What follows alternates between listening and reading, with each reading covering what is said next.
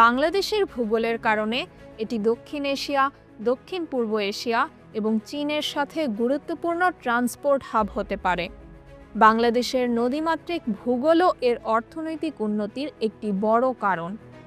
প্রায় ৭০০ নদী প্রবাহিত হওয়ায় কৃষি, মৎস্য এবং পরিবহন খাতে গুরুত্বপূর্ণ ভূমিকা রাখে। এর সঙ্গে দেশের উর্বর মাটি এবং সমৃদ্ধ জলজ সম্পদ হাজার হাজার মানুষের জীবিকা নির্বাহের উৎস। বাংলাদেশের ১,১৮,৮১৩ বর্গ কিলোমিটার সমুদ্র সীমা রয়েছে, যা আন্তর্জাতিক বাণিজ্যের জন্য অত্যন্ত গুরুত্বপূর্ণ। বাংলাদেশে মোট ৪টি সমুদ্র বন্দর রয়েছে: চট্টগ্রাম, মংলা, পায়রা এবং মাতারবাড়ি বন্দর, যা দেশের বাণিজ্যিক সম্ভাবনা বৃদ্ধিতে সাহায্য করছে। বিশেষ করে চট্টগ্রাম বন্দরটি বিশ্বের ব্যস্ততম বন্দরের একটি। বিশ্বের বৃহত্তম ম্যানগ্রোভ বন সুন্দরবন বাংলাদেশের অংশ। এটি শুধু পরিবেশগত নয়, অর্থনীতির ক্ষেত্রেও অত্যন্ত গুরুত্বপূর্ণ।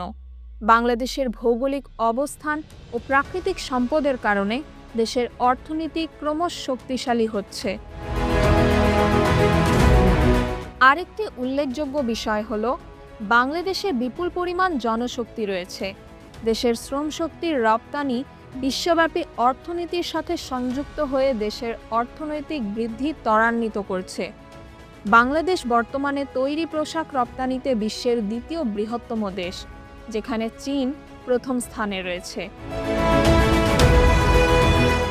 বাংলাদেশ তার ভূগোল, প্রাকৃতিক সম্পদ এবং জনশক্তি দিয়ে দক্ষিণ এশিয়ায় এক নতুন শক্তি হিসেবে প্রতিষ্ঠিত হতে পারে।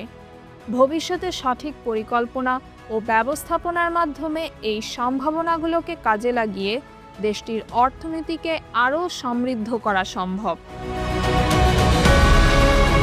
তাহমিনা রহমান হাফসা, ঢাকা ওয়েস্ট।